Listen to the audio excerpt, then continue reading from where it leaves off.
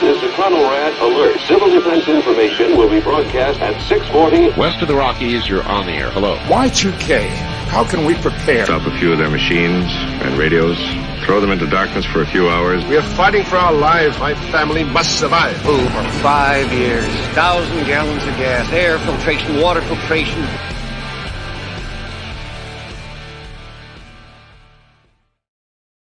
Coming at you from the frozen tundra that is East Central Alberta, Canada, streaming live on YouTube, Facebook, Twitter, Twitch, Rumble, and Odyssey. Welcome back to the workshop where we create community, find freedom, promote preparedness, and share success. I'm Toolman Tim. Today is July 30th, 2023. This is episode 346 of Workshop Radio. How the hell is everyone out there this evening? We're going to have a great round table. Going to make a rule right now. Absolutely no meat jokes whatsoever. I'm really sorry about that, but I just figured we'd get that out of the way right away. No, anyway, so we'll bring these fine gentlemen on in just a minute. And before that, let's get the announcements out of the way. First off, it's Sunday evening, so we got to remember our sponsor, and that is the very inspirational Mrs. Amy Dingman of A Farmer's Kind of Life. She's just an incredible lady who's been podcasting longer than I have, and she has the way of telling you what you need to hear, telling you the hard truth, but saying it with a smile, making you accept it, even though you're thinking, I really don't want to do that.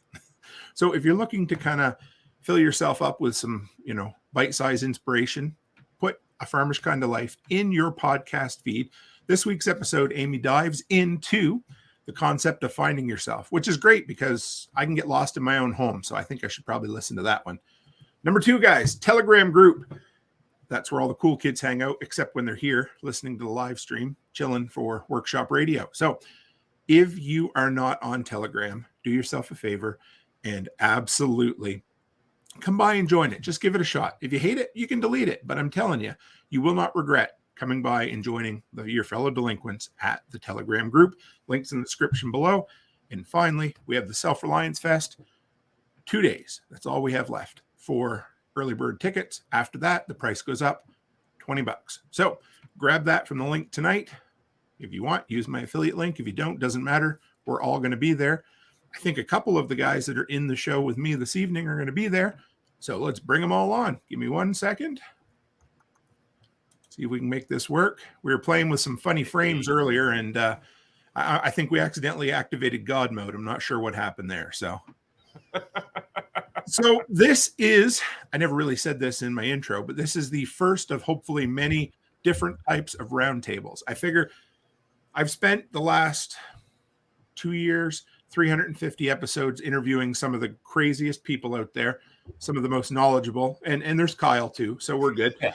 And I get to tag along. Yeah, always. Yeah. But I've made a lot of friends. We've created an incredible community.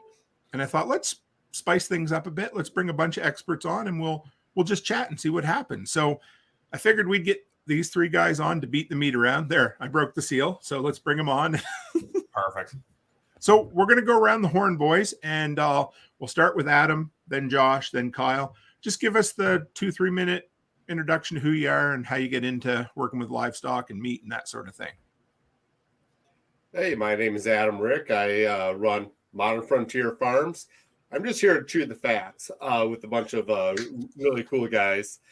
Every time a pun comes up, everyone, you have to drink. Just that's the new rule here. We're all going to be drunk by the end of this, right? Oh, no. Anyways, I'm going to be so hydrated. So I'm over here in southeastern Wisconsin. I just kind of came into this semi on accident, semi just like I always had a passion for nature. And when my friends taught me about regenerative agriculture, I started helping him out with working with animals and seeing the differences in the flavors of meats and everything. That's it was all downhill from there, and here I am now running full-time, growing animals and selling meat. So thanks for having me on here. I'm excited. And how long you been full-time, Adam? It's been 19 months full-time. Nice. nice. That's not. You can tell you're still in the early stages because it's like when you meet a kid, a new parent, and you're like, "How old's your kid?" 73 and a half months old. You know, they're new, right? So that's I'm glad. I love seeing it, and we'll get into some of the cool stuff you're doing here soon. So, how about you, Renegade? Hey, y'all. Just a lot of people on here probably already know me, but I never saw such a good group, such a group in the comments over there. So to those who, I know the stakes are high. I gotta chill on the puns, but for the rest of y'all, if you don't know me, nice to meet you. I'm Josh, the Renegade Butcher, Southeast Texas. Do a podcast. I'm on the TSP Expert Council. I just basically come online and talk shit to a bunch of people and try to teach you a little bit about meat, typically from a home processing side. But I've been involved in meat processing for about the last 9 years. Moved to Texas, picked up a side job just doing wild game processing, and found a new passion, took off from there. Learned as much as I could, got into whole animal butchery, got out of the retail side of it. And from there, kind of progressed to going out on my own, doing mobile slaughter for a while. And now I primarily will do hands-on consultation and training for people who are trying to learn how to do it at home. So, and I do wild game pretty much exclusively in the fall. So, I've started working on my own seasoning blends and stuff like that. Have a pretty active Telegram group. I've not been super active in it lately because I've been running around and dealing with the Texas summers. So I've been burnt out, but getting back into it and glad to be on the show. Roll with it, Kyle. By the way, we are going to count burnt out as a pun. So that's 3. Yeah. No, that's 4. That's 4. Is it 4? No, it is 4. Yeah. You missed nice to meet you. Yeah. You guys need to stop ribbing each other. Come on. That's another good nugget there. Just cutting me to pieces. This is going to be a long one. This is going to be a real long one. So my name's Kyle Peralt. I am a custom exempt butcher up in Effingham, New Hampshire. Own and operate my own shop. I've been cutting meat since I graduated, or working with meat at least since I graduated high school. Started at a grocery store and apprenticed, then worked my way up to cutter manager and ended up at a U.S.A. facility. And now I'm on my own. We have a slaughterhouse right on our property. Maybe we shouldn't call it a slaughterhouse for the HOA or whatever, but no, I'm just kidding. No, so we have a full custom exempt shop, and we are also in the very beginning stages of kind of going whole hog on raising pigs. So that's, yeah. I wasn't proud of it. I was trying to think one the entire time, and I'm like, that worked. I'll give it to you. All right. You tried right away. We can't even get through intros, and we're rolling around in the mud. Yeah, exactly. Did you say how long you've been on your own, Kyle? I have been on my own for about right around 19 months, right around that as well. Wow. Yeah. Nice. So, yeah. You guys both had COVID babies with your businesses. Yeah. Yeah, that's awesome. And Josh, if I might have kind of tuned out for a second, did you say how long you've been going on my own since about 3 years now? But I started mine right in the middle of all the COVID crap too. Nice. It was one of those things. It's about 6 months after it really kicked off. I stepped out and decided to start doing stuff on my own because all the processors got so overloaded. I couldn't have picked a better time really to jump into it. It was tough. That was a tough period. Oh yeah, nobody could get anything in. All the little local processors were just overloaded. So when somebody was offering an alternative, I mean, it was not a hard sell. What was it like in your area, Adam? It was it was based on my body was just falling apart, and I just decided that hey, I was laid off because it was kind of a slow time here. I'm a HVAC service tech, and long story short, it was just we had the business already going. My wife goes, "Hey, let's get up and go. Let's do this thing." And decided that's okay. If you're gonna do a business, you got to jump in full time. Eventually, otherwise, you're never gonna see your true potential. No. You jump in full time, and it's just like, holy cow! Sorry, didn't mean that one. Can I take that one back? Sure. Don't take back this. I hope someone has notches Like by the end, we're just going to hold the paper. It's going to be a full sheet of paper. So yeah, you jump in, and it's amazing what you're actually capable of doing when you actually take the time and commitment to actually making it happen. Part-time business, it's great to start off with, but hey, you got to get in there. Yeah. How about since you brought that up, Adam, let's go around and talk about that a little bit, because it is one of them tough things that you really aren't ever going to find the full success until you either burn the bridge or go balls to the wall, or, pick your metaphor, but it's true. But how about for you, Renegade? Well, I mean, I had the idea going around in my head for a while because I was working at a small processor. I was running the kill side of things, at probably slaughtering about 100 a week. And I just kept thinking in the back of my head, I'd love to do mobile processing. And I thought about starting it up as like my own side gig, and that's really the smart way to do it. If somebody's starting up their own entrepreneurial thing, get it going, build the framework, have something to fall back on. And then all the shit broke out and things changed. It was no longer about quality. Some stuff I was not okay with was happening. And I finally lost it. I was just not going to continue to work for the place I was working at. And I just walked out with no safety net, nothing to fall back on. Felt sorry for myself for about 2 days, and then said, screw it. I've got knives, I've got skill. Just started putting feelers out. Wasn't really expecting to turn it into a business. And then I had enough people holler right back at me that, no, this is something we want, that I took all that COVID stimulus money they were handing out and invested it right back into equipment, and just built from there. And just kept going. I wouldn't call myself necessarily successful. There's definitely some tough times. There's definitely some times where it's still rough, but I've been full-time with it since. And I mean, I'll pick up a little side job here and there, but it keeps me busy enough that I don't have time to just do it part-time and jump onto something else. And it's hard to do this line of work half-ass. If you're involved in it, you're in it for a day. Even if you've got something small, it's like me and Kyle have talked about this before too. Like, a lot of times we like working on larger cattle because it doesn't really matter. You do a cow, you do a goat, you do a pig, whatever. You have just as much freaking invested into cleanup as you do doing a large one. So honestly, it's going to take me 10 hours working in the shop to do a couple of pigs, or it's going to take me 12 hours doing an 800-pound steer by myself solo and then cleaning up. So why not go for broke and do the big one? Makes sense. I will say before. And by the way, I think our version of full-time as butchers is probably not like what most people consider full-time either. It's like full-time extra.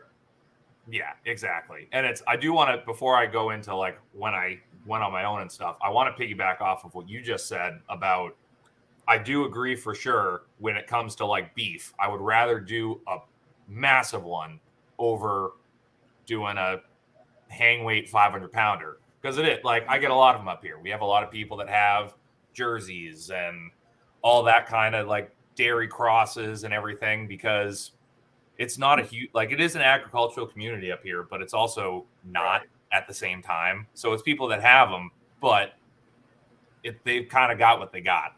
Shitty cows got to get slaughtered too, man. Oh, no, exactly. And a lot of them are great.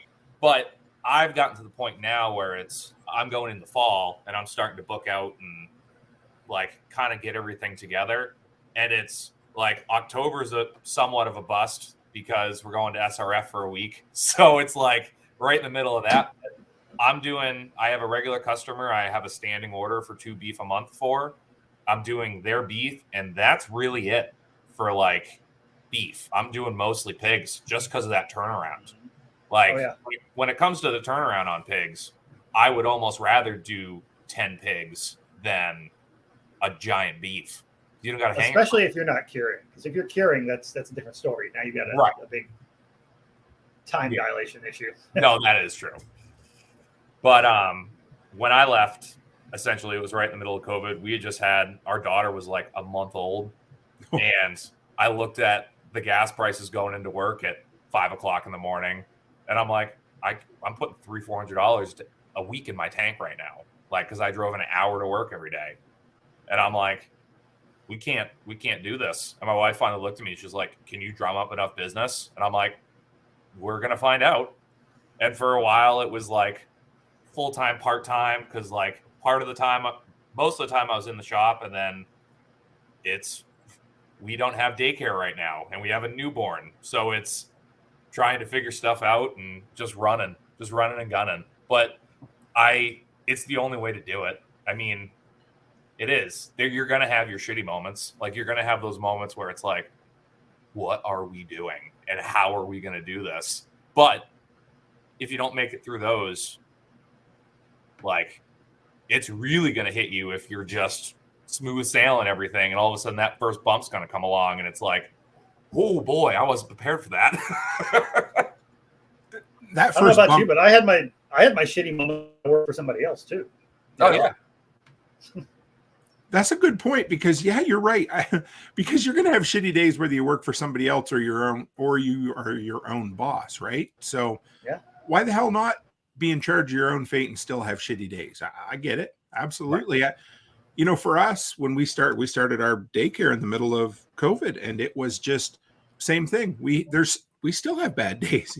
There's still days where you're like, people can look at it and think, oh yeah, you got your shit together. Well, yeah, maybe, as long as you think you do, But I got a question for you, Adam. This one comes from Haas. Wants to know, what kind of livestock do you raise? Well, right now I'm doing a Black Angus Dexter cross, all grass fed, grass finished. We can go into that a little bit later. In the past I've raised like a Berkshire cross. I've tried a couple different ones. Duroc Berkshire seems to be one of my favorites. And then I also raise just big old commercial chickens. So the big old Cornish cross meat birds are the three main things that I raise or do raise here and there.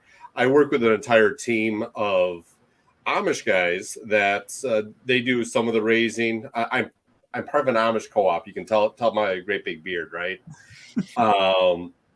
So in that Amish cooperative, we have several different people that are raising different things at different times. But I'm doing Black Angus, pretty much 3/4 Black Angus, 1/4 Dexter as of right now. I'm not really too breed specific, but I really like that that breed going right now. It's working out real well for me. Any particular reason why you picked those? Well, the Angus is just kind of, everyone knows of a Black Angus. They're easy. They're there. I like the Dexter because the Dexter will typically make it easier for the cows to birth. There's a slightly lower birthing weight. They catch up rather quickly. And so that was one of my concerns with not being a guy that grew up on a ranch or on a farm, doing a lot of stuff with cattle and birthing. I wanted them to have the most success at me not having to be right there all the time, like yanking that animal out. I want it to be a natural, easy birth. So that's one of the reasons why I went with Dexter. And it was difficult for me to find an affordable grass-fed, grass-finished bull that would work on grass.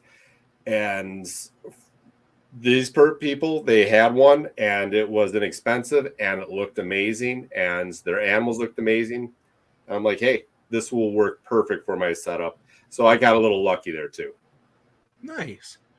And Kyle, you're raising pigs, is that right? Yep.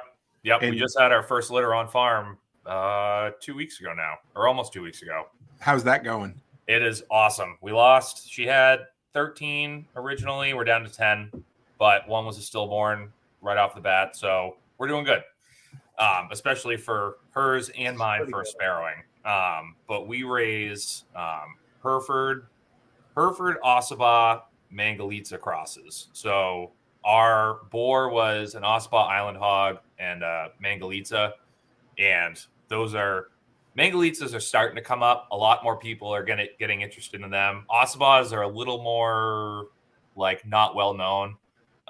They actually come from, there's an island off the coast of Georgia that the Spanish dropped pigs off on their way to like settle the New World.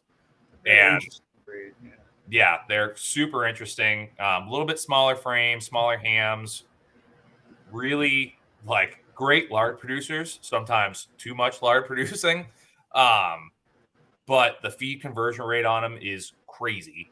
And they're also one of the only animals that can drink salt water. Like they've somehow Ridiculous. Not that that's important to me, but it's always a cool fact to bring up of like, Dude, drink salt water. But so what breed is it? You said, what is their name that can drink the salt water? O.S.A. Island Hog. Okay. Yeah. They had basically like on the island for several hundred years as like a closed, isolated population with no outside genetic diversity. So they became very, very good at putting on fat in lean times. You know, they were that's why their feed conversion ratio is so good. They had the scrounge for what little food they could to survive. And then when they had it, they just hog out. Right. But they also have like insanely good immune systems. Yes. That's probably why they're really cool to like interbreed.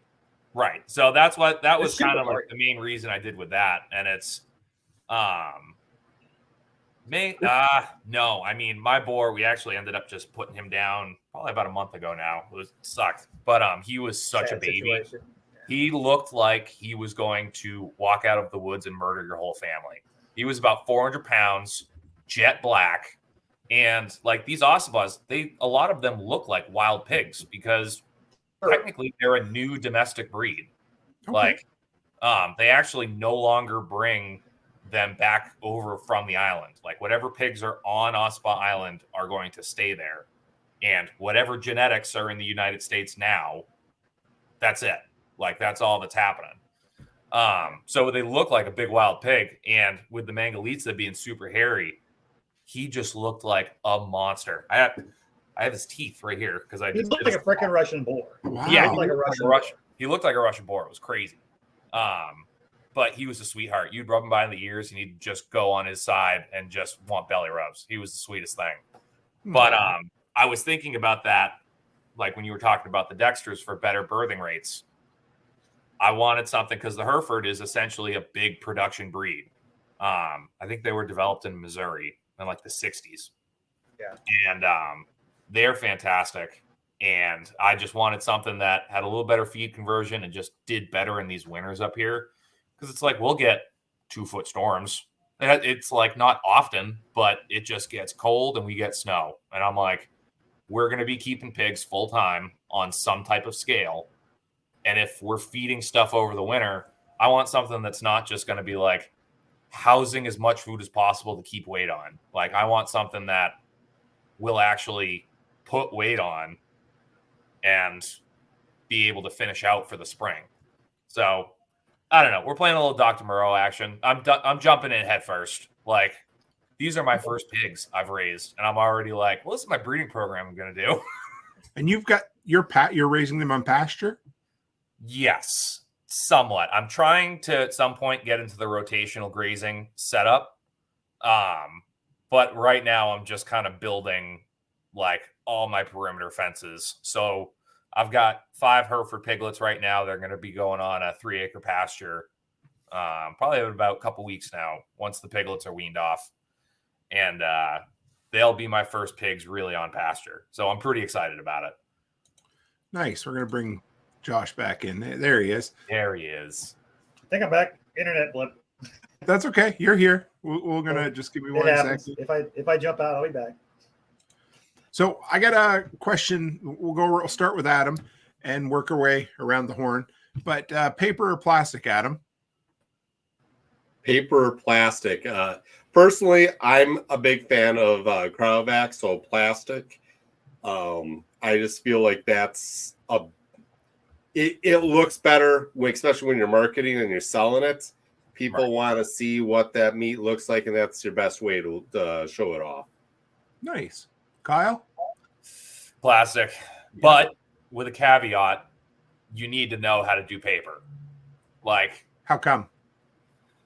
I think it's important just to know, just to understand it. Like, I know it was hammered into me when I was apprenticed. Like, literally, I would spend days where my boss would be like, well, we're slow. Go through a roll of paper, like, and just wrap. So for me, it's important because I'm like, yeah, I had to do it so everyone else does. But it's important at Christmas. Yes, it is also very important at Christmas. But I do think paper is a very viable option. Like, I have nothing against it, but just where I'm at now, I have a cryovac machine. I'm going to cryovac all my stuff because I just know. Like, I know it's going to look better and more than likely pack better in my freezer. But also, I always say, if you're going to get cryovac and you have a chest freezer, don't be an idiot and just rummage through your chest freezer because you're going to pop every single cryovac bag you have. Especially with bone-in cuts. Oh, okay. That's where the paper's nice because it's like you can kind of toss stuff around your freezer and it's not going to go anywhere. Like, you're not going to lose that seal because it's wrapped.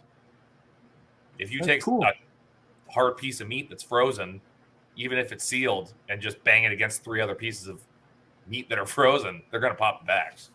Huh. Makes sense. And I know where Josh is coming in. I was just hoping I'd get one paper guy, but that's okay. Go ahead, Josh. No, plastic 100%, 1000% infinity, the end for sure. No, for all the reasons that Adam mentioned. But I agree with Kyle. I've done paper wrap a lot. We used to do it retail. Mainly, I think the reason the place that I did it at, and most places that do paper now still, the reason they do it is because it has that old-timey butcher shop feel. And if you want to go to a service case and see the guy who cuts your meat, it just feels cool for him to watch that guy wrap it up in paper better than you ever could and hand it to you with a sticker on it, holding it shut. But, in my experience, those packages never meant to last in your freezer for 2-3 years without freezer burning. It's not a gap seal. If you do a good job, yeah, it can last a good long time. But if you take the best paper wrap versus a non-pop cryovac bag and you put them in the freezer for 3 years, one's going to have frost on it when you open it up and one's not. I would take that bet. Okay, fair enough. I'll take that bet. But the other thing about it is there's just too many other advantages to the vacuum seal, to the cryovac, if you ask me. It does look better for the customers. As a consumer, I like to be able to actually see what I'm thawing. I want to know before I actually thaw this thing out enough to unwrap it, what I'm actually cooking for dinner, especially if it's steaks or whatnot. And the other thing is, if you're doing a whole cow, a lot of times people are in a hurry, maybe something gets mislabeled. It's pretty obvious if that's a ribeye, not short ribs. If it's a white paper chunk, you really don't know till you open it up. I've had plenty of people I've talked to pointed because they open it up and what the tag says, so ruin their plan. And then the other side of it is from the smaller processor side. I still think right now vacuum seal is cheaper for my end. It's cheaper and it's actually faster. If you've never priced them, those rolls of the paper, especially the ones that have a lining, so it can actually have somewhat of a seal and not just be a wet pile of crap. Man, those rolls are like $80 a piece. I pick them up for 40. Are they 40? Okay. Well, but if you aren't ordering them like from a bulk supply, right? Probably, but still $40 on Amazon. I buy them off Amazon. Yeah, I get that for sure. Yeah, 40, especially if you aren't really good at paper wrapping. Right. $40 doesn't. Most people use way more paper than they need to because they have to overcompensate for not really being practiced with the wrapping. And the only way to get good at wrapping is to go through a lot of paper. $40 will buy me enough vacuum seal bags to pretty much do 2 easily, and that's buying them off of Amazon with the texture side bags to use it like your food saver type. Not even buying regular like vacuum seal bags, you can use a chamber bag, which you can get by cheaper. Yeah, no, I agree. I mean, you can pick up 5,000 8x10s for like $60, $80. Yeah. Like they're not it's hard because usually I only buy cryovac bags in bulk. So it's like I usually just go. And if you have, which makes it a lot cheaper because you don't have to buy bags to have a texture. Right. Yeah. So I have a regular chamber sealer, which I need. Yeah, I'm in a position to bring a sealer with me everywhere. If I have one, I would. Oh, you cut out a little there, Josh. Oh, is it better now? I think so. Go ahead. Slightly.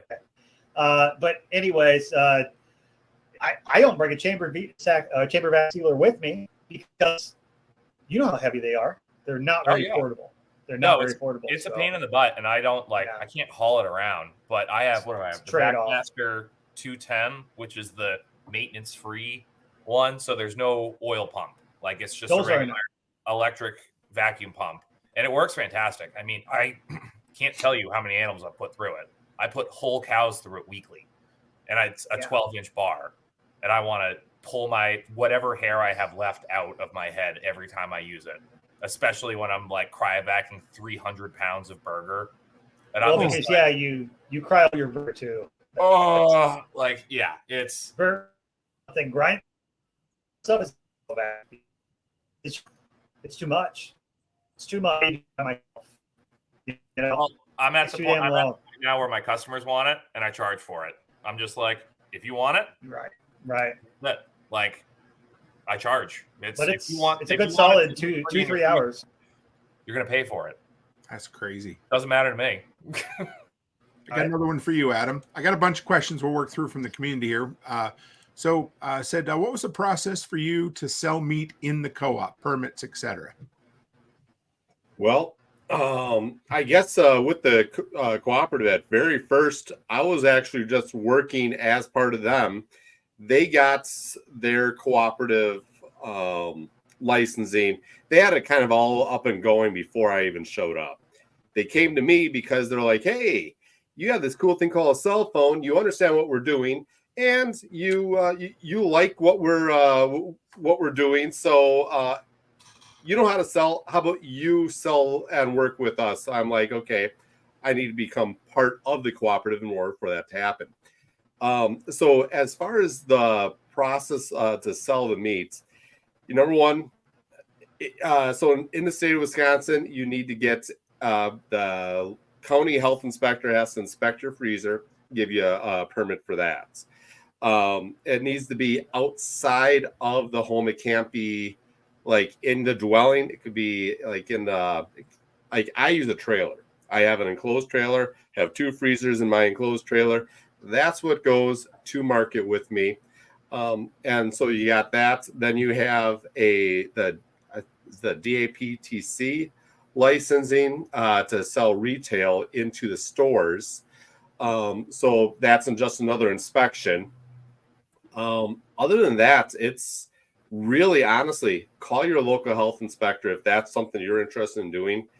Get yourself a good butcher. Good butchers are hard to come by that know what they're doing. It's difficult. Like, can you guys confirm this? There's a lot of bad butchers out there. Oh, yeah. Yeah, there are so many, dime a dozen. There's not many butchers left, and there's much fewer good left. Absolutely. My dad cut meat for that my uncle taught me or something. There's so many people that it's like, oh, my uncle taught me how to cut up deer. I'll cut up your cow. There's 1,000 of those people. There are not many people that are like, no, I have been a working, practicing butcher for a decade. Those are hard to come by. Most guys, correct me if I'm wrong here, but most guys who work in meat and retail at this point aren't much more than, they might grind a little do they even grind hamburger on location Some anymore? Do. But some do. Some of them regrind. Yeah, I was going to say most of it comes in tubed. It's like a coarse grind that it shows up and you just put it through. Yeah. But I mean, so I remember back as far as where my dad worked at a place called the IGA. So that's almost 40 years ago, probably 38 years ago. They would bring in entire sides of beef there. And that was still, a front-end commercial grocery store. Mm-hmm. And by the time he retired from Sobeys, which is a national chain here, about 5 years ago, he said there was almost no cutting left. Now, almost everything came prepackaged or almost prepackaged. And, so I can imagine that skill will get lost. What do you think, Renegade? We call them cardboard cowboys. Box boys. You get in some of these different it's like this rivalry type thing. Everybody wants to call them very few people are actually butchers anymore. There is a difference between a meat cutter and a butcher, and meat cutters go on. In the retail world, you're right. Most places are going pre-pack. All your big box stores, 90% of their stuff comes in pre-packed. Even the places with the service case, a lot of their stuff comes pre-packed, and they do some showpiece steaks just to bring in that market of people who want to come buy the stuff.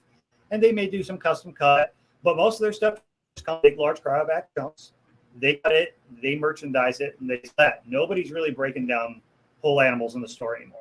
The places that are doing whole animals on the store are usually small independent butchers, and a lot of those guys are raising them themselves or getting them local. So it's very, very rare. Most of the experience in whole animal butchery that I've actually had has been in the custom processing side, where it's people are bringing you their animals to butcher to specifications, and then they're taking them back.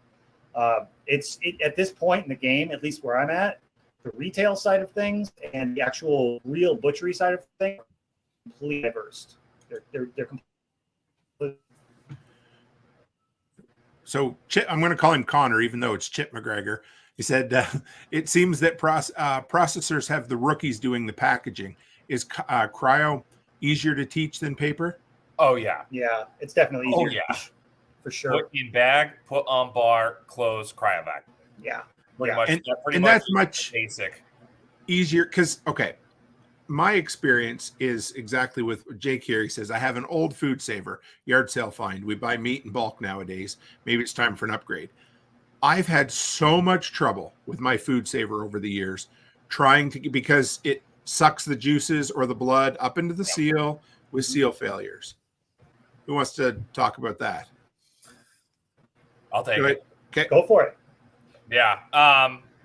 So we had a food saver. I used it for a little bit for like personal stuff. And I didn't use it long. I was like, all right, whatever. I'm just back to freezer paper. Because again, it's so much easier to teach someone to do that. Because again, the basics are put in bag, put on bar, close lid. Like if you're doing like a vacuum setup, like a vacuum chamber setup. Whereas with paper, like I said, when I first started, there were days where all I did was freezer wrap. He'd bring in one of those reusable grocery bags, just full of random shit like basketballs and stuff, and go wrap until they're perfect. And I appreciate that now because I can wrap hams with my eyes closed, which it all made sense. But it's to get the perfect seal. Essentially, what you're doing is, and I also plastic wrap everything before I freezer paper it. Every fold you make is essentially a wall around that meat. So if you just roll it all up or whatever, there's air spaces, there's stuff where you will get freezer burn because it has access to the air. If you really fold it and pull on every turn, it seals everything off to the point where it's like, all right, cool. Not really worried about freezer burn, at least for a couple years. But again, everything at some point will freezer burn.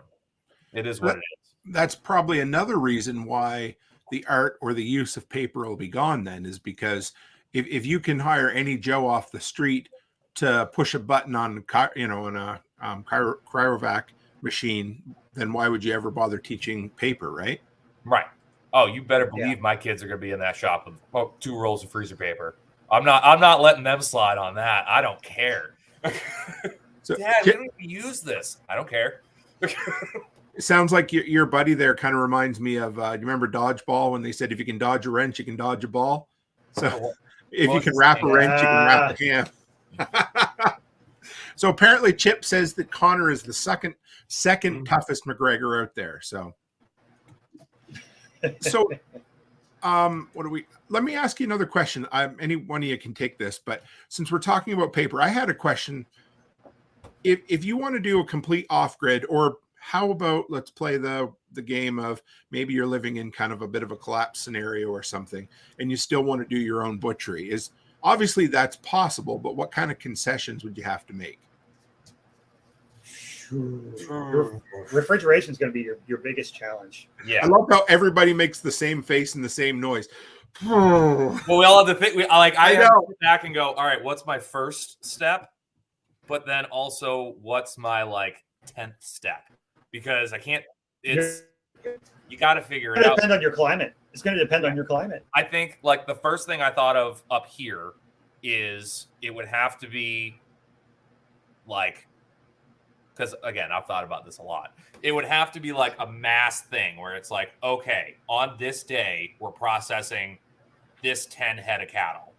And then it would have to be, you would have to do like what the Native Americans did, where they would dig out past the frost line or down in there where the ground doesn't get above a certain temp, like doesn't like freeze over, but also will preserve everything, wrap everything. And then throughout the summer, you just kind of got to chug along and pray that everything you did worked and you don't have just a giant pit of rotting meat. Like that's where my brain goes for like long-term feeding community kind of mindset on it.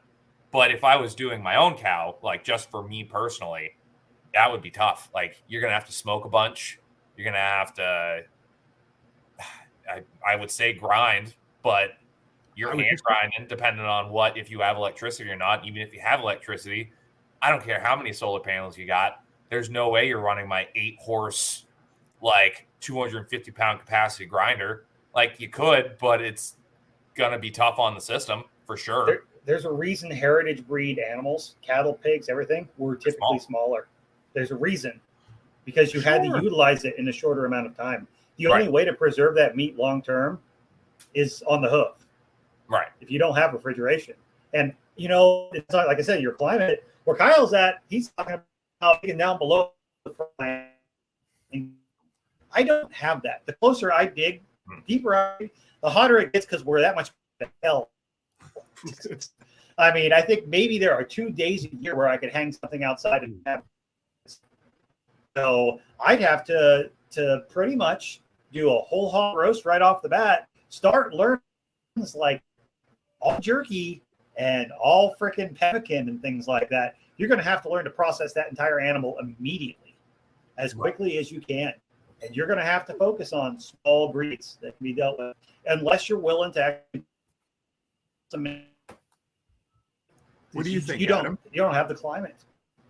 So one of the things that my family did. So my family is Slovakian in heritage, and they would bring every year every fall they would bring in 2 hogs into the downtown or into the city of Milwaukee. Kill the hogs in the city of Milwaukee, and they would awesome. The family would get together, they'd butcher them and everything, and they'd make a lot of different meals out of that, a lot of sausages. And yes, they had a freezer. But even though they had a freezer, they still used a pickling method. So they would pickle the hams. They didn't smoke them, they were fresh. But it was a salt water in these great big 20-gallon crocks, 30-gallon crocks that my cousin still has, and it was just kind of cool. Like I talked to my great aunt who's in her mid-90s, and she goes, "Oh yeah, we just take the whole ham, we dunk it in water, and you float, you put enough salt in it that you float an egg, and it would last them all winter long, you know." So, and it was cool. It was a cool area. It was probably about 55 degrees. But yeah, that's how they they cured it. So that's just one quick way. Obviously, there's the pemmicans, there's the jerkies, there's the charcuterie and such. And charcuterie isn't that difficult to do. It's so easy an idiot like me can do it. Well, yeah. my beautiful and much more intelligent better half is upstairs watching us this evening. So what about waxing or salting the meat? Salting for sure. Definitely has a place, and especially with pork. Pork takes really well to the salting method. For a long time, just barrels. And that is why pork butts have the name that they have, because that was the unit of measurement for porks. 1 barrel of pork was measured as that was a butt of pork. So typically, if you had a barrel of pork shoulders, it was 1 butt of pork. So pork butt got the name. People are forks have or front. And listen, But there's a reason so many wars have been fought over salt. Yeah, because it's To insane preserve meat. Like that's now salting beef, while it can be done, it doesn't take to it quite the same way. It doesn't have the same, but it's not as good of an end product. It's better to take all that lean meat and dry it something like, or do like they do it. So do you guys corned beef? Do you guys? Yeah. Yep. Is that salted beef? Is that kind of what that is? Yeah, it's a brine. Yeah. Okay. So it's like a pickling brine, essentially. Yeah, essentially. Another thing I didn't think of until Adam was talking up there and made me think of it was pressure can is another good one. You can take fresh. Oh, poor Josh. You were doing good too. It kicked you. You're kicking your butt again. Yeah, looks like you got a kink in his neck. He's just sitting there. So, go ahead, Kyle. Rachel, you can, if you have a fire, you can pressure can. Like if you have a pressure canner. Yeah. Or now, you don't even need one, really. Like there are other methods to it. So, I mean, I'm not gonna, recommend doing something that isn't perfectly safe, but I can tell you that at least in Newfoundland, so that's not that far from Nova Scotia, they would can things like rabbit meat, and they would do it in the boiling water method, which I'm not telling you to do this, but what I'm telling you is it was like an hour and a half, 2 hours on an open roaring boil on a wood stove because it's all they had. And, I'm sure somebody somewhere got sick one time, but they did it for a long time. Bill's character. Yeah. The pioneers used to just have, they would build kind of like that endless soup or endless stew that they would get a fat on it and they would just let the fat coat over the top. And then I guess you learn to do what you need to do to get by, don't you? Yeah. We're not talking about inventing something here. We're talking about like trying to reinvent the wheel. Like people have been doing this forever. We've been eating meat for way longer. Adam, you made pemmican within the last while, haven't you? Yeah, I've made pemmican probably about 6 months ago was the last time I actually made any. But pemmican's a great one of the great recipes that you can do, and it's been around for such a long time, and it's just so energy packed. So pemmican is basically dried meats ground into almost like a powder or grind as much as you can. You mix it with the fat. Beef fat probably works best. The tallow of deer works well too. Kind of coats your mouth a little bit. You guys know about that. Yeah. And to add a little bit of flavor, you add some berries, and I like to add like sunflower seeds and little sea salt. Yeah. Yeah, a little sea salt, and you make them about the size of a quarter round, and just pop them out. A couple bites, and you're on your way. It's a on the move type food. So that's one of the things I like to do. And they store really long. I actually still have some from over a year ago that I have in the fridge. I should probably do another video about those. They say that they've lasted unrefrigerated for like a couple years, and they just get better with time. But I've never had any that I've made last that long. Right.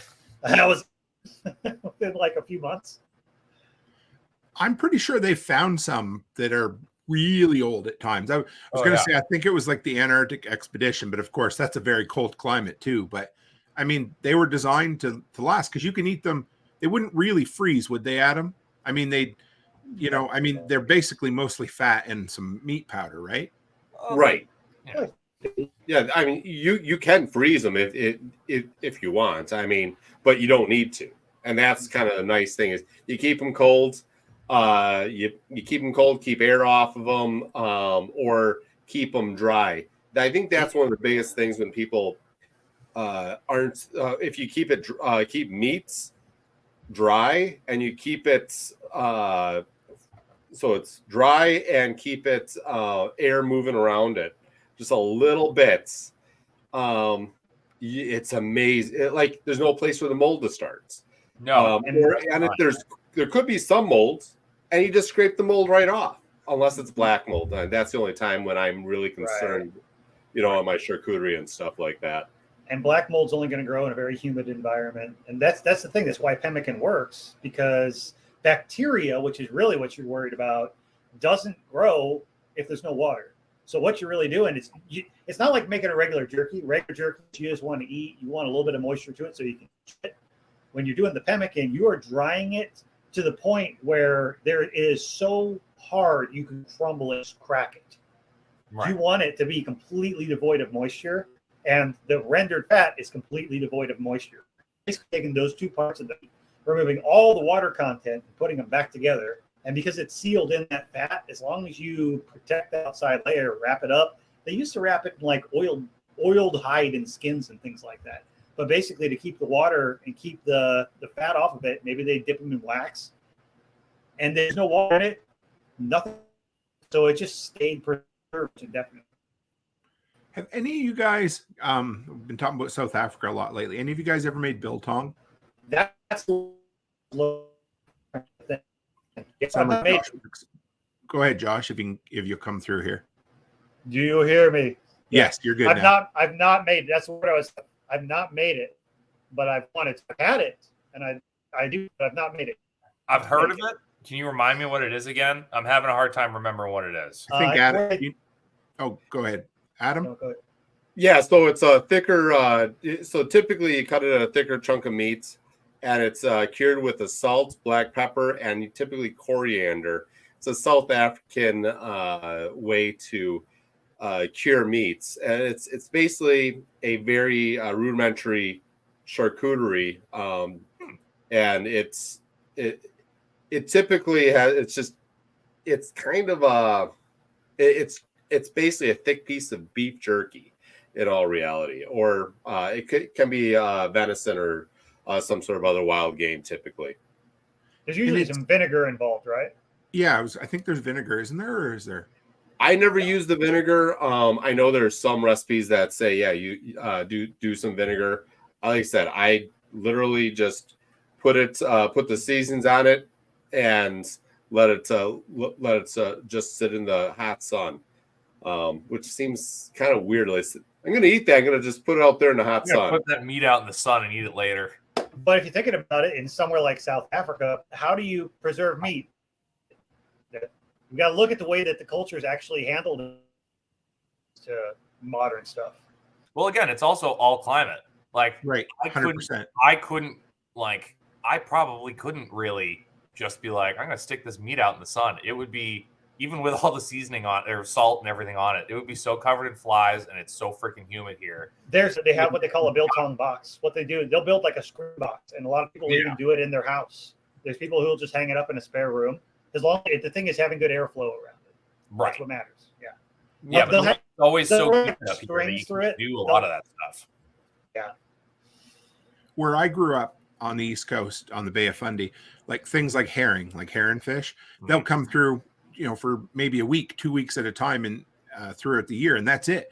And you get thousands, hundreds of thousands of them. But that was, so they smoked it or dried it. So you'd have salt fish, which they just fillet the fish and they'd lay it out on a screen and cover it in the sun. They'd put salt on it, and it was, it's chewy, but I like the smoked stuff. They would basically just, again, flop it open and then put it in a smokehouse, and it's just as soft. It's not really cooked, but you can eat it just that way. It's some of my favorite. That's the way they would refrigerate or would preserve fish so that you'd have it for the year round. Yeah. Smoking's been a thing forever. Like, it was almost like a counter, like kind of one of those mistakes that was made, I think, where it was like, all right, we're going to cook this. Hey, that friggin' deer leg we cooked like 3 days ago, there's no flies on that. Do you think we can still eat it? Oh, look at that. Like, it's just progressed over time. Like, that was probably that was the first preservation method for sure, was smoking stuff. Be like the first guy who tried mushrooms. He's like, right, you go ahead and try it and see what happens. Haas wants to know. Oh, go ahead, Josh. Haas wants to know any safe nitrates to recommend. a lot of talk with cancer triggers and nitrates. And yeah, Josh has a smile. I think just about anybody who has eaten keto or carnivore over the years is probably over the whole nitrates thing. But anybody want to take that one? Or does anybody know much I don't about have a ton of nitrates? experience with them, but What's I my mean, internet I use the pink salt for all my bacons and stuff like that. And I also know you can also use celery powder, which is like a natural. What is it? That one is that the nitrite? It's one of them. There's nitrate and nitrite, but the celery powder is a more like you're not just putting the pink salt in it, which if you've ever made corned beef and you put that pink salt in, that's what makes it keep its like weird red color when you boil it. But again, it pickles it. So you're pickling your insides when you. Okay. So it's one of those things. It's a toss up, but it makes really good bacon. Do you know much about that, Adam? So I prefer to use pink salt. Typically depending on what the recipe is, number 1 or number 2 prog powder. It's, to me, it's such a small amount for the volume. Like what was it? The one of the butchers I work with, he does 25 pounds of meat and puts in 1 ounce of this of the cure salt, right? So it makes a better product, in my opinion, than just using salt. Can you just use salt? Absolutely. I've done it where I just use salt. I don't use any sort of nitrite or nitrate, but I think it turns out a little bit better, at least for my typical my taste buds that has been, around nitrites my whole life. I think it just comes out to be a better product. Is it necessary? No, you could probably get away with just, if that's something you're concerned about, just use salt, and you should be good. But there's a reason why people have used nitrites and nitrates, and it's used to be naturally occurring in the salt itself. So that's why we even started using it. It's been used for hundreds, if not thousands, of years. Cool. Yeah. You got anything to add, Renegade? I've done whole episodes on it, actually. Nice. But yeah. Well, first of all, there's nitrates that break down to nitrites. Nitrites are the short. Nitrates eventually break down to that. So in your long cure stuff, you use nitrates because they will break down to nitrite slowly, which when you're doing stuff that's like air aged and hung, that's typically with that. I use the pink salt. I prefer to do so because we know for sure at a very, very minimal amount, scientifically, the exact amount we're putting in. I don't think much when it comes down to the nitrites in your diet. If you actually dig into it, most of those studies are kind of bullshit. We're preaching the fear about it. I think, though, too much of anything is a bad thing. The contention I have with celery is that we're trying to make it sound natural, and the reason we can do that is because celery powder is classified by the FDA as not a curing agent, as a flavoring. So it's a stupid thing, and the only because it's from a plant, we don't really know how much nitrites are in it. So we actually have to use way more to ensure that it achieves the same. So you're probably eating 2-3 times much by eating the uncured or stuff that uses the celery. The other side about that, though, too, is if you're worried about having things like nitrites in your diet, stop eating a bunch of the vegetables because they're actually occurring in most of the vegetables that you eat too. That's where we source the natural versions of them. So the reason that it's there, though, very important. The reason it's there for preserved meats is when you have meat that is held between 40 and 140 degrees for more than 4 hours, you can get a really bad thing that happens, botulism. The botulinum toxin exists on every you touch. It's in the air you're breathing right now. It's when it actually begins to propagate and it creates a toxin. Not saying you're going to die. You'll probably be fine your entire life without having a problem, but it takes one time and you don't recover from botulism. There is no cure. So I always use it because I'm not going to be the guy that gave somebody's kids lockjaw and they died. And I'm going to use what I know I can measure and get it done the right way. what Kyle mentioned as far as the color, the corned beef or whatnot, if you ever buy lunch meat, deli meats, and it's got that cool pink color to it, you're like, turkey's not usually pink, but it is. It's because the nitrites in the cure. And they add that to it because while it hangs for that amount of time, below that 140 degrees for an extended period, that's the safe measure. And what it does is it changes the actual pH enough that the botulinum toxin can't be produced because it doesn't get a replicate. Yeah, I'd forgot about that, but my wife just reminded me that they actually would smoke the mackerel in their chimneys down where we had our house before we moved out here. So, I mean, it's a way to, it's kind of like the same way of people wrapping their water jacket pipe around their, their exhaust pipe. It works, right? Did anybody catch that post from Dr. Barry the last couple of days? It said that bacon actually has more potassium than bananas. No, it's awesome. God. I was like, that's fucking, isn't that great? Yeah. I was quite impressed with that. I was like, ask Dr. Barry his thoughts on nitrate. When you guys were talking, I was thinking of that. So, do you know Dr. Ken Barry at all, Adam? I've heard of him. I think I've seen some of his stuff on the Instagrams and face spaces and all that other good stuff. He runs in our circles, and he cool. Yeah, he has some opinions. I appreciate him. He's a smart individual. So let's see, what do we got for some questions here? Next, we got how about a pig question? Cabot said, my nephew is doing Idaho pastured pigs, Central Iowa. I bought one because my nephew. Good, bad pigs for this area. I think good pigs for the area for sure. Like, they're more of a grazing pig. So if you're doing pasture pigs, that's perfect. The only issue is they do have a little bit longer grow out time. And again, they're one of those pigs that will put on fat. So if you're giving these things a lot of extra calories, you're going to have a lot of extra fat. And it's going to take, instead of if you had like a Yorkshire or Hereford or one of those production breeds where you can get them to 210-pound hang weight in 6 months, now you're going to have something that's going to be a bit of a smaller carcass and dress. Like, to get it to a 200-pound hang is going to be tough on an Idaho pasture pig. But if you did, it would be like over a year for sure. Yeah. Slow.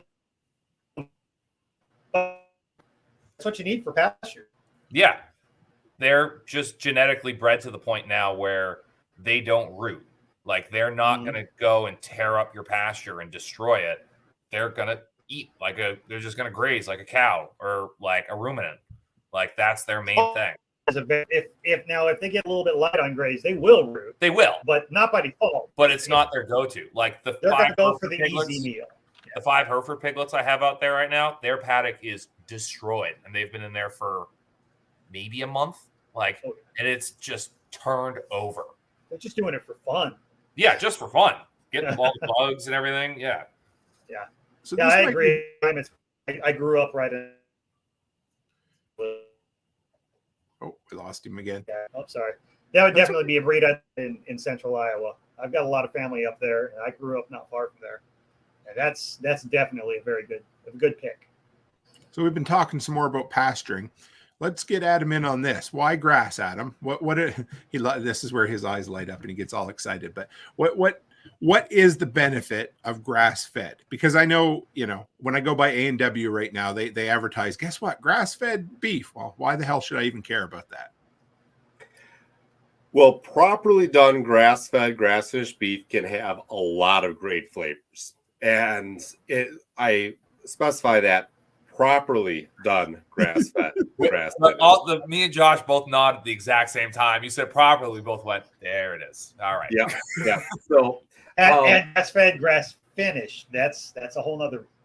Yes. Yeah. So I do grass fed, grass finished. I work with a whole cooperative of guys that do.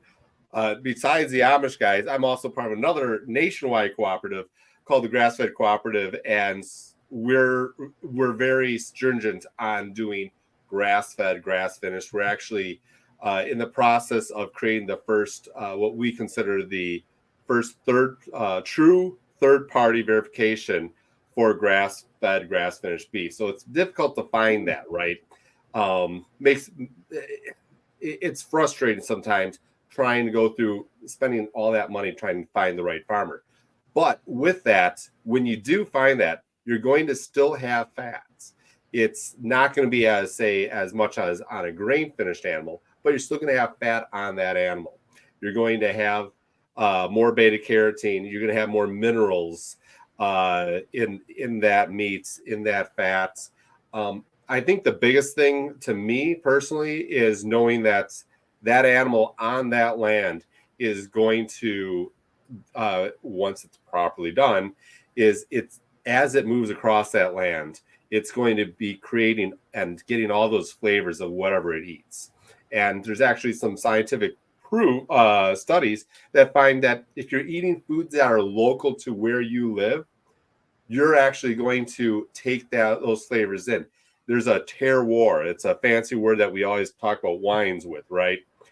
The terroir is to describe the flavor of the land.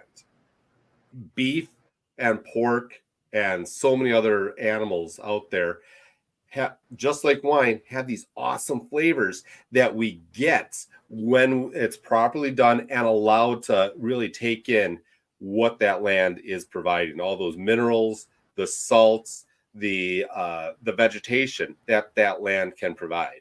So you're going to have a better experience, a better culinary experience eating that animal, I believe, when it's a grass-fed, grass-finished animal. That's my opinion. At least eat something local, get to that local farmer, get to that local rancher, and start working with guys like that. I'm sure Kyle and Josh, if you're in their area, they can hey, go to this guy over here. Come to me. There you go. Go to Kyle. And I think something that's overlooked in that, I think that was a perfect representation of that. And it, for sure, I think something that gets overlooked when you also people talk about rotational grazing and having bigger pastures, grass-fed, all that. These animals are moving. They're doing what animals do and move around and build muscle. And for those who don't know, meat is muscle. If you just put something in a pen, and yes, you're going to feed it grass because hay is grass, and just pump it full of corn, it's not going to move because it's going to be pumped full of calories and everything, and it's just going to be super fatty and just there. If you get an animal that's running around the pasture, playing, moving across the landscape, or doing something, it's working all those muscles and building it all. So, Absolutely. okay, I want to put this out here. How mad do you guys get when you hear that something like a veggie burger is the environmentally proper choice? Adam rolls his eyes. So you go ahead, Adam, because you look like you're going to turn red right now.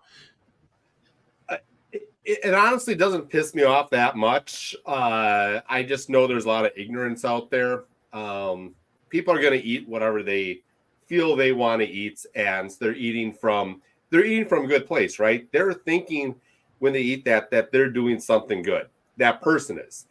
I feel bad for them because they're being lied to. That when you're looking at a quality animal done out on pasture, that you're going to that animal is building up grasses, and building those grasses done properly, those roots go down deep. Alfalfa.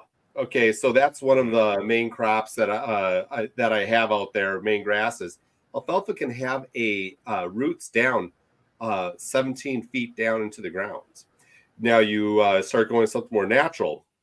I'm sure all the way from up here in Wisconsin, all the way down there in Texas, big blue stem. Big blue stem was something 15 to 30 feet down into the ground. That's all that grass is going down deep. Do you know what happens when you have grass that goes down deep? It puts carbon. That's carbon sequestration into the ground right there. By having animals that are going over it, not tilling up the land every year to plant corn or soybean. Once again, I'm not against those guys. Okay, fine. You want to do that? That's fine. That's not what I'm doing. That's not what I believe. And so to sit there and say that we're going to take that corn and that soybean that has a taproot about maybe 18 inches at most, that's going to be put more carbon into the ground, and that we're going to then dig that back up, mix all that carbon, put it back into the atmosphere when we till it, and we're going to take all that soybean, all that corn, and we're going to make this veggie burger for you and say, here, this is healthy for you. And I guess we're all, I like going on and off on the carnivore diet. I feel better when I'm on the carnivore diet.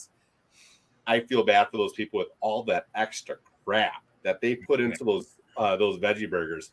Well, it's not even all the preservatives and everything else. You want to talk about nitrates? I think there's nitrates in some of those things. So, there has to be. I don't know. I don't go near that. Well, it's not even that they're actually just using like the veggies. They're making like oils out of them and then reconstituting them into these things. Like Oil City. it's not like there are some veggie burgers. My wife was a vegetarian up until she was pregnant with our first daughter. So it's like they were in the house, and there were some that were like looked decent, and it was like they were made with like black beans or whatever. And I was like, whatever, just do whatever you want. By the way, here's an actual hamburger that's better. Just letting you know. One ingredient, beef.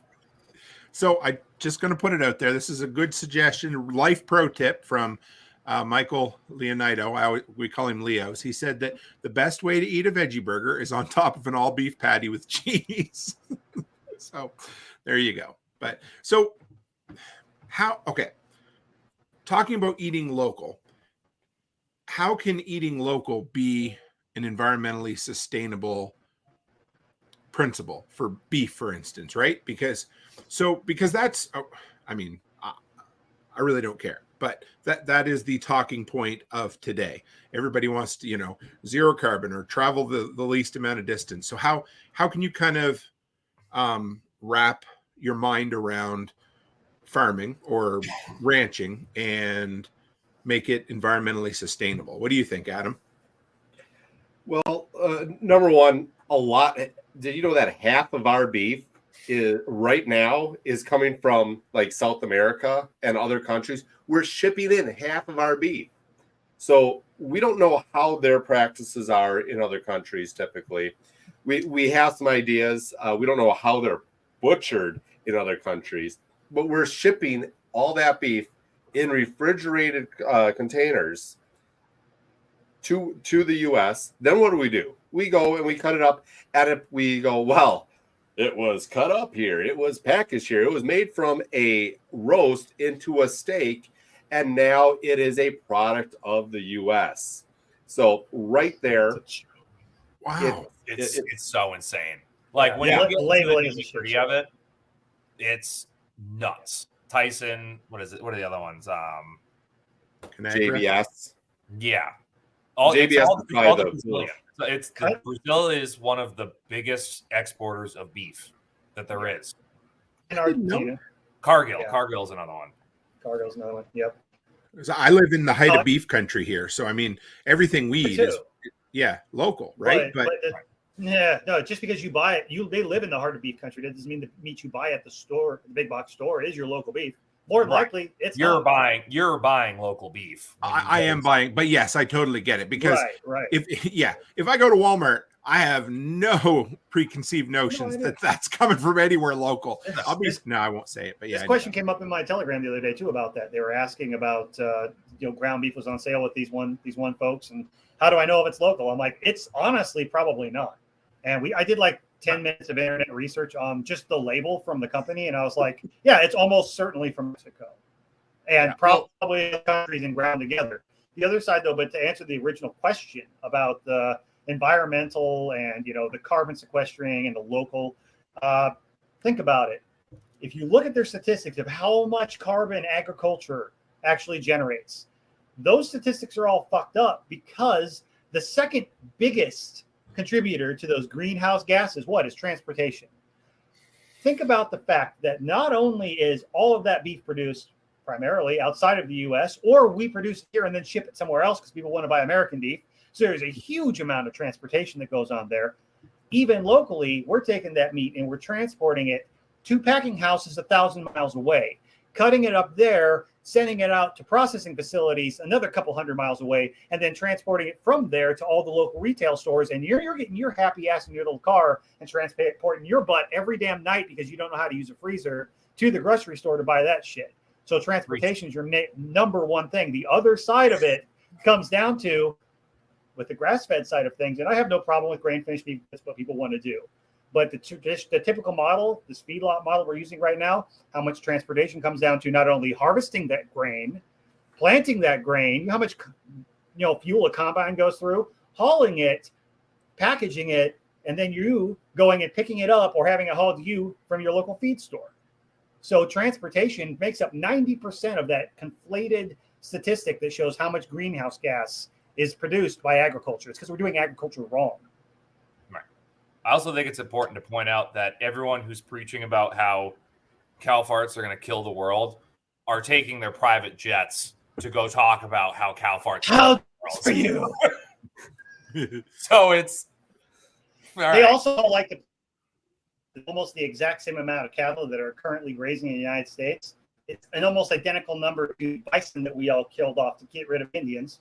Right. That used to live here. And guess what? Cow farts weren't really a problem when we had thousands of buffalo roaming. No. Nobody was caring about that. What?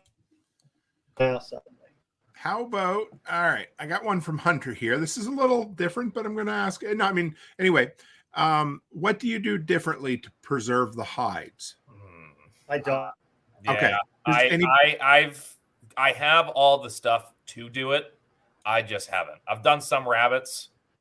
And there's a whole bunch of different methods. There's soaking methods. There's the brain method where you literally take the brain and rub it into it. And there's a whole bunch of different chemicals you can buy now that make it pretty easy. I'm just going to shout out Steve from Red Moose Farm. He just said, hey, Tim, couldn't sit down to watch.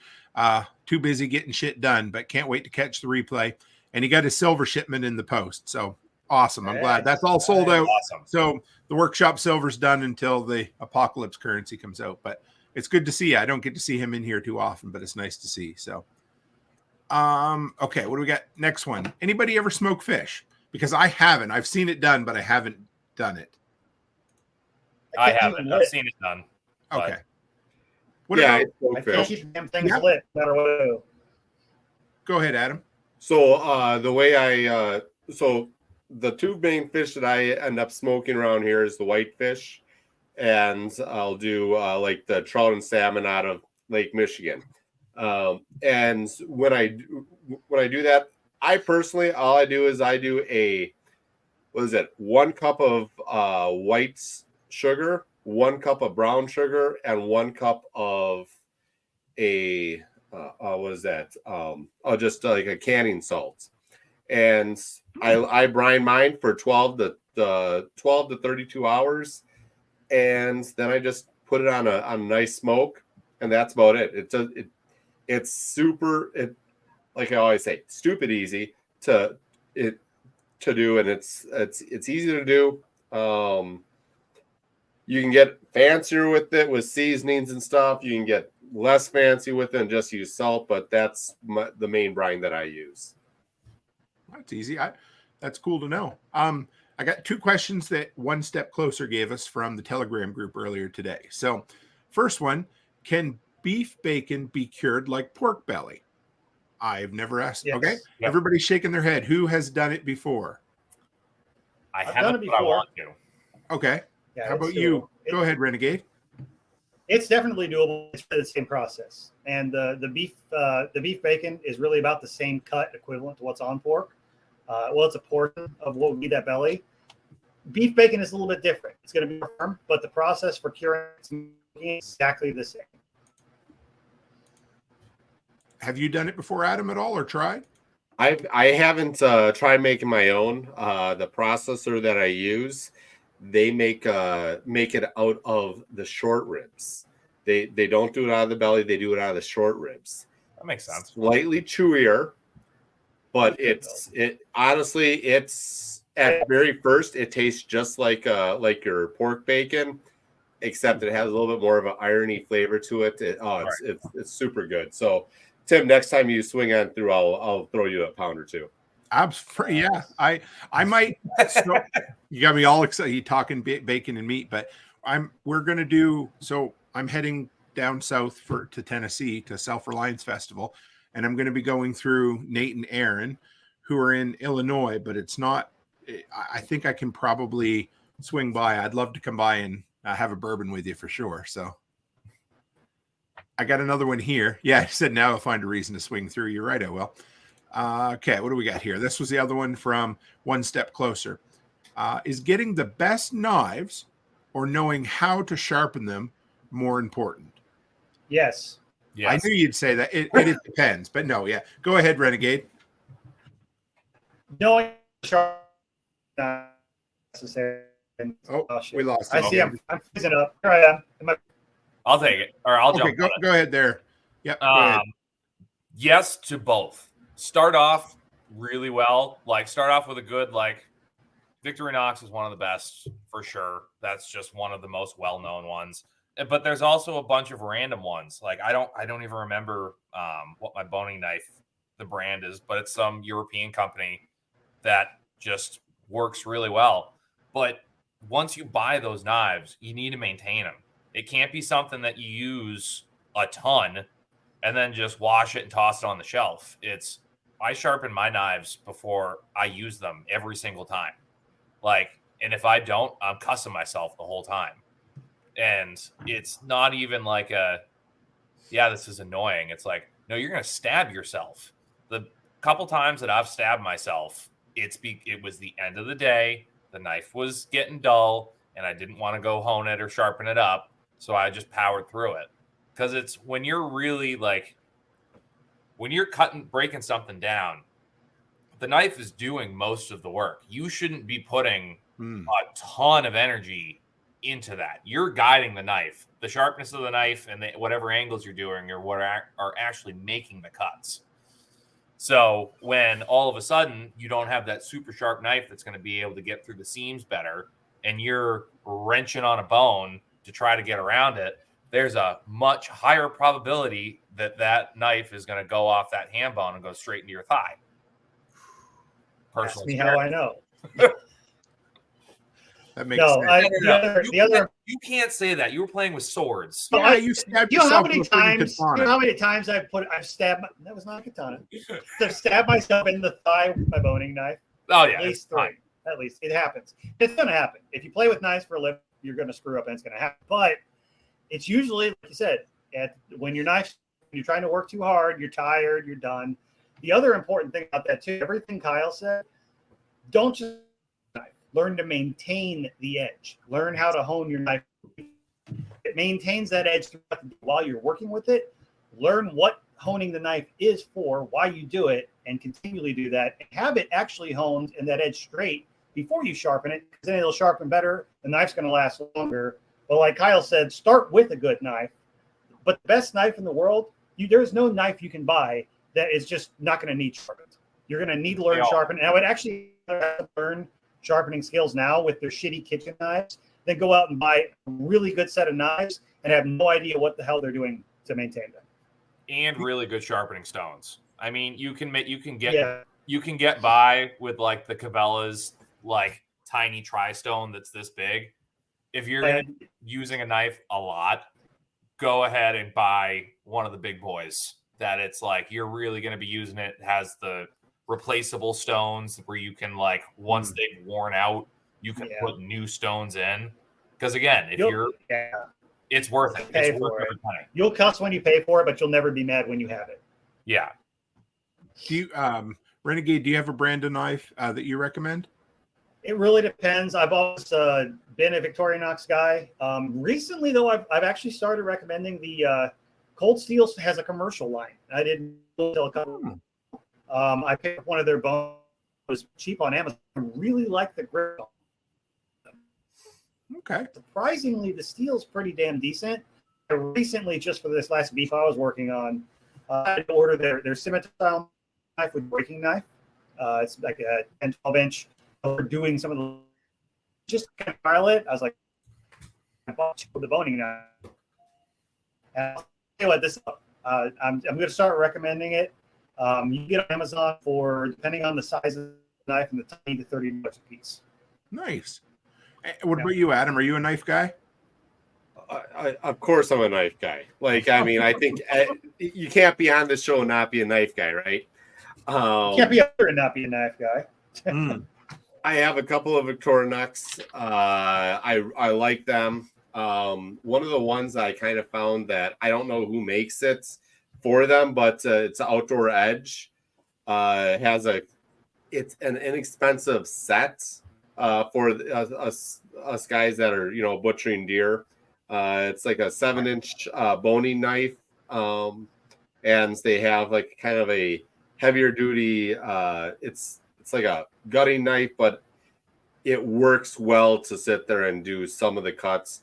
Otherwise, I do have a couple of my other butchering knives that are Victorinox to do the finishing up, but I do most of my cutting with one of those. They're sharp. They're good quality for the price. It's like $35 for the kits. And the way it comes around, it has a sheath that it belts around your belt, or snaps around your belt. So you have it right there on your side. It also acts as a little bit of a guard also, so that when you're coming down and you have this big shield there.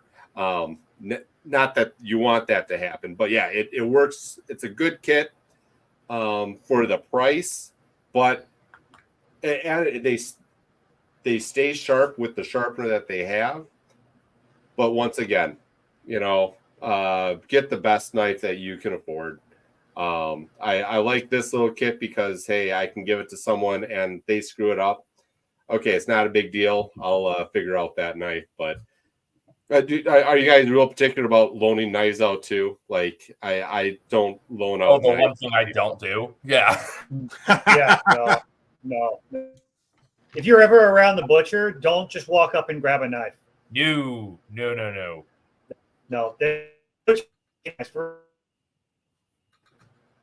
Yeah, my wife doesn't even touch the knives. She doesn't want to play with that because she knows I keep them like stupid most of the time.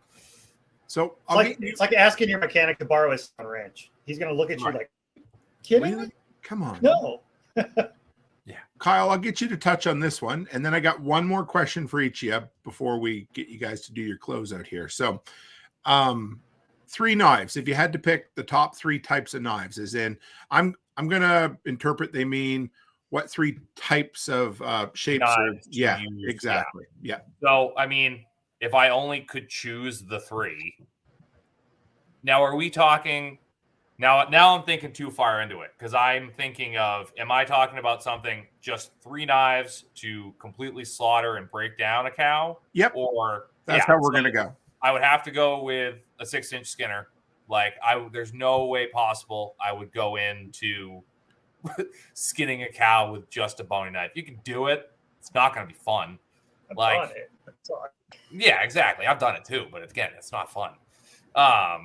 And that's essentially, it has more of a swoop on the blade with a fatter end on it. So you're able to keep tension on the hide and get a good sweep with the blade. And it just works out so much better. And then along with that slaughter, I really like, and I put it in that link that I sent you. It's the Geyser Prime. It's a 6-inch rigid blade boning knife. I've used the Victorinox forever. I still use them every time I'm in the shop, but I really, really like having that rigid blade that doesn't have a lot of flex to it. I'm able to leverage a lot more and do a lot more. So I would have to say that one. And then moving over to starting to actual break down and cut the animal. Again, I'd keep that 6-inch boning knife. And the only thing I'd add to that is like a 12-inch breaker. Again, Victorinox makes a really good one. Those ones are kind of, you can pick one of those up fairly inexpensive with a good edge and keep it. But yeah, I would say that's what, if I needed just 3, those would be my 3. Okay. So I got a question for all 3 of you. I'll get each of you. Well, you can take as long as you need to answer. It's not bad or anything. But so, all right, we'll start with Adam. Either go into a restaurant or at home.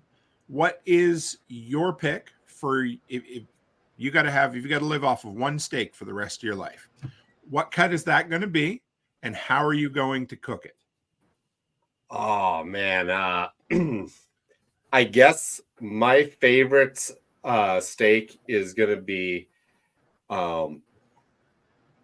the chuck eye. The chuck eye, to my opinion, it's one of the most underrated steaks. It's kind of hidden. A lot of times the butcher is going to sit there and go, it's a lot of work to do that. I don't know how much work it is to do, but it has a lot. It's slightly chewier than your ribeye, but it has a lot more flavor. It has that chuck roast flavor to it. And how am I going to make it? S&P, salt and pepper. A good steak, salt and pepper. I like it's easiest. I guess I do it on a regular basis. So my easy way to do it is I take a little bit of lard or some sort of fat, put it in the cast iron pan just until it just starts to smoke a little bit, and I sear both sides of it, a couple minutes on each side. Let it sit for a couple minutes and down the hatch. But that's kind of my fast way to cook one of those steaks. Are you an internal temperature kind of guy? No, it needs to be moving on. I like my steak so that a good vet can bring it can put it back in the field. Perfect. Okay, cool. All right, Kyle, what do you got? I'm going to cheat the system a little bit, and I'm going to say there's no rules. Go ahead. I'm going to say chuck roast. Oh, did we lose Kyle? He's been all night. Kyle caught whatever I had. There he goes. Yeah, you caught the bugs. Did you lose me? Seriously? You said chuck roast. Yeah, and then you froze. Oh, wow. Yeah, I know. I'm going to go chuck roast because I can use it for multiple different meals because I can just then break that down into steaks, get the chuck eyes out of it,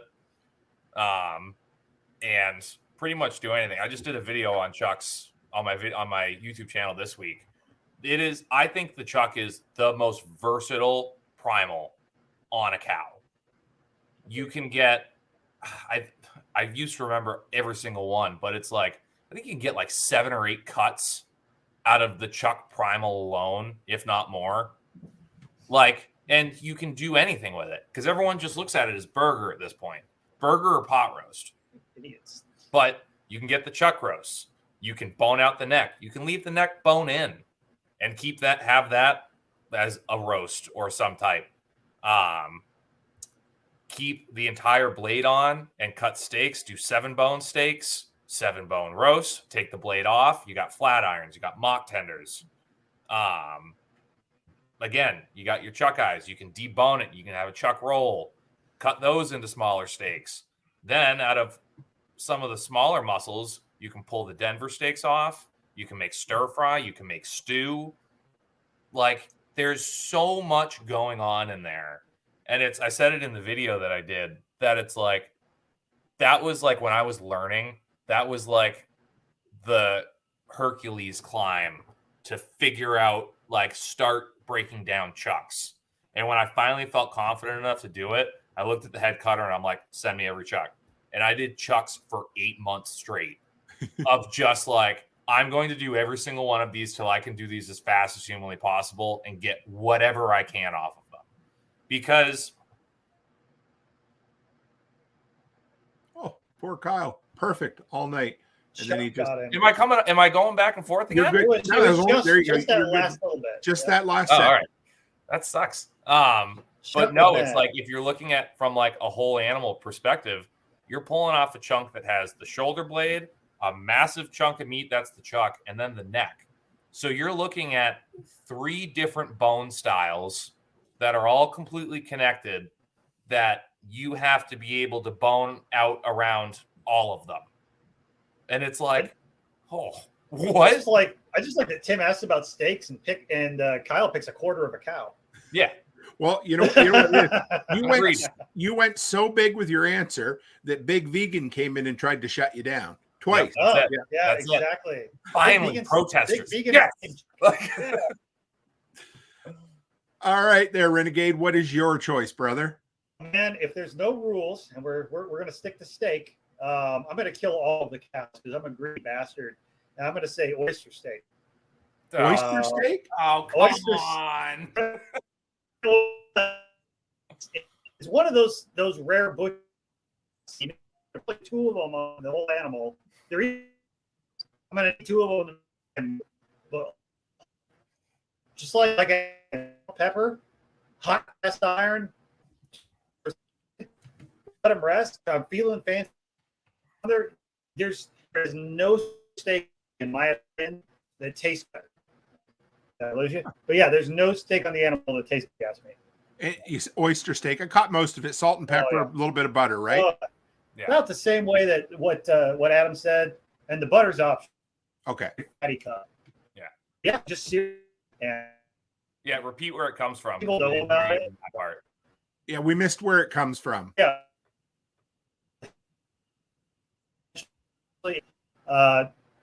Damn it. Go ahead. You're Right good here? now, I think. I think okay.